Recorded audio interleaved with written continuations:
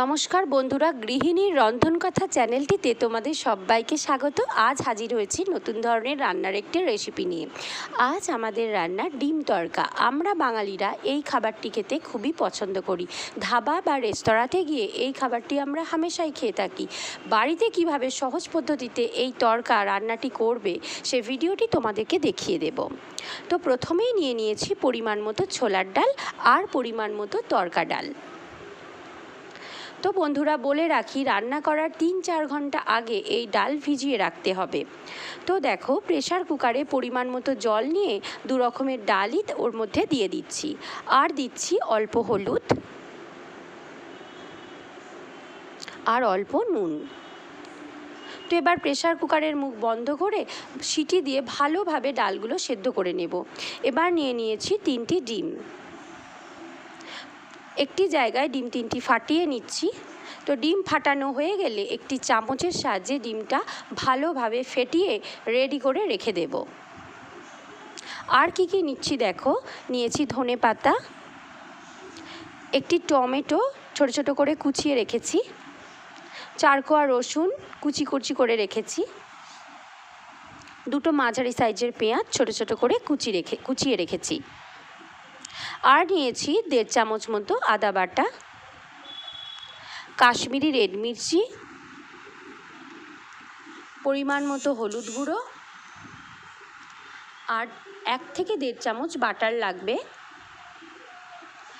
আর এখানে রেখেছি কসুরি মেথি,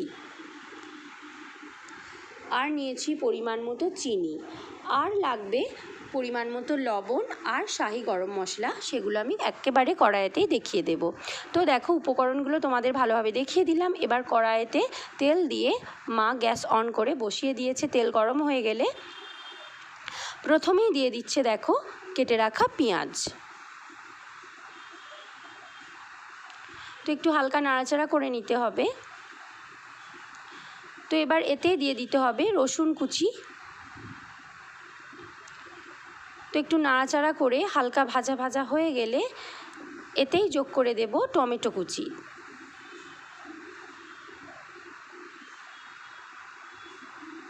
তো দেখো, একটু ভালোভাবে নাড়াচাড়া করে নিচ্ছে মা। তো ভাজা ভাজা হয়ে গেলে এতেই দিয়ে দিচ্ছে আদা বাটা, কাশ্মীরি রেড মির্চি, আর চিনিটা স্বাদ মতো,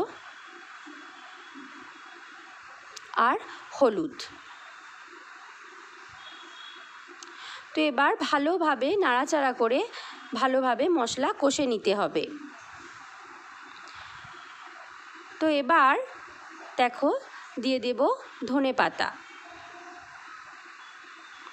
আর কসুরি মেথি।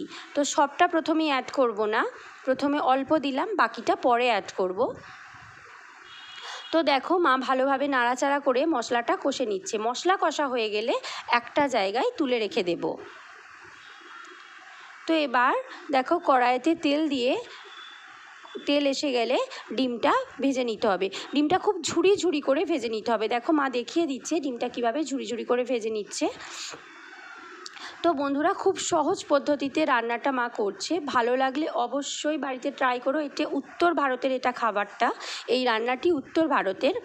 তো দেখো এবার কষে রাখা মশলা ওই ঝুড়ি করে ডিম ভাজার সঙ্গে অ্যাড করে দিল। তো এবার এই মশলা ভালোভাবে কষে নিতে হবে।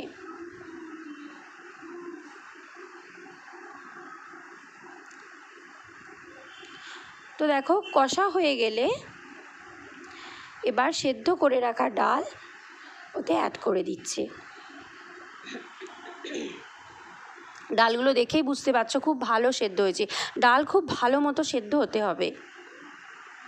তো এবার একটু নাড়াচাড়া করে মিক্স করে নিতে হবে। মশলা ডিম ভাজার সঙ্গে ডালটাও ভালোভাবে মিক্স করে নিতে হবে।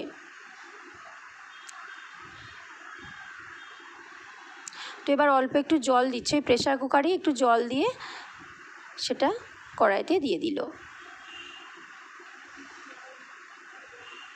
তো একটু নাড়াচাড়া করে নিতে হবে। তো এবার দিয়ে দিচ্ছে স্বাদ মতো লবণ, পরিমাণ মতো লবণ। তো এবার একটু চাপা দিয়ে 10 থেকে 15 মিনিট ওটা একটু ফুটবে। তো এদিকে দেখো একটা ফ্রাই প্যান গ্যাস অন করে বসিয়ে দিয়ে তাতে বাটারটা মা দিয়ে দিচ্ছে। তো বাটারটা গলে গেলে এটা একটা মিশ্রণ বানানো হবে। দেখো দিয়ে দিচ্ছে গোটা জিরে আর যে কাসুরি মেথি বাকিটা রেখে দিয়েছিলাম সেটা এখানে মা অ্যাড করে দিচ্ছে। তো এটা একটা মিক্সচার বানিয়ে নিতে হবে। এটা একটু নাড়াচাড়া করে একটা মিক্সচার বানিয়ে নেব। তো পরে কোথায় কিভাবে ইউজ করছি সেটা তোমাদেরকে দেখিয়ে দেব। তো এদিকে দেখো ঢাকা খুলে দেখো রান্নাটা হয়ে এসেছে। তো এভাবে ডালগুলো একটু ম্যাশড করে নিতে হবে একটা হাতার সাহায্যে। দেখো মা দেখিয়ে দিচ্ছে। তো এবার শাহি গরম মশলা ছড়িয়ে দিয়ে গ্যাস অফ করে দেব। রান্না কমপ্লিট। এবার একটা জায়গায় ঢেলে নিতে হবে। দেখো মা ঢেলে নিচ্ছে। রান্নাটা দেখেই বুঝতে পারছো কত দুর্দান্ত স্বাদের, কত সুস্বাদু হয়েছে, খুব সুন্দর গন্ধ বেরিয়েছে। গরম গরম রুটির সঙ্গে ডিনারেই হোক বা জলখাবারেই হোক খেতে দারুণ লাগে। বাটারের মিশ্রণটা ওপরে ছড়িয়ে দিল আর দিয়ে দেব ধনে পাতা। দেখো কুচি কুচি করে রাখা ধনে পাতাগুলো ওপরে ছড়িয়ে দিচ্ছে। ভালো লাগলে অবশ্যই বাড়িতে ট্রাই করো আর আমাদের চ্যানেলটি সাবস্ক্রাইব করার অনুরোধ রইল। ভিডিওটি দেখার জন্য অসংখ্য ধন্যবাদ। আসবো পরবর্তী কোনো ভিডিও নিয়ে।